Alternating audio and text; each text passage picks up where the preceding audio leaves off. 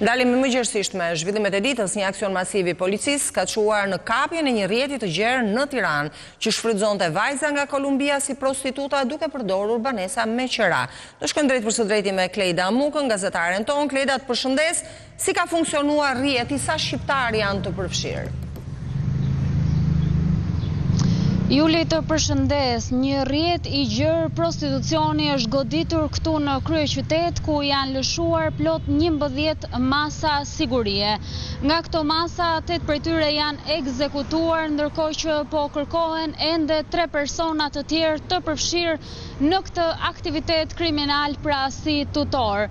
Bëhet fjalë, rezulton një shtetase kolumbiane identifikuar si Gabriela Martinez, 47 vjeçe, e cila është koka e këtij grupi kriminal që merrej me shfrytëzimin e vajzave nga Amerika Latine.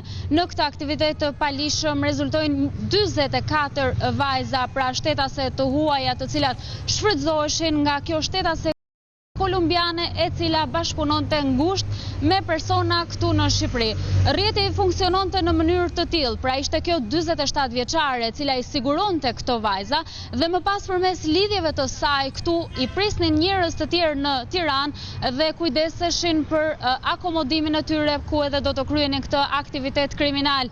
Mes personave të ngushtë me të cilat bashkëpunonte kjo shtetase kolumbiane ishte edhe një 39 vjeçar identifikuar si Esmeralda Sulolari, ndërkohë që të përfshira rezultojnë edhe 2 shtetase të tjera, të cilat janë lënë në arrest në shtëpi.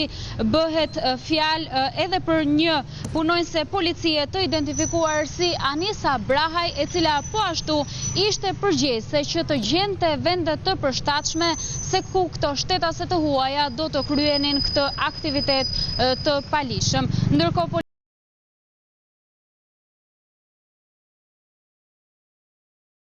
policia thotë se po vijon puna ende për kapjen e personave të tjerë të përfshirë në këtë rrjet të gjerë prostitucioni në Tiranë, ndërkohë që tashmë hetimet në dorë i merr Prokuroria e Tiranës. Po, Juli. Falenderoj, Klejda, ishte Klejda Muka në këtë lidhje të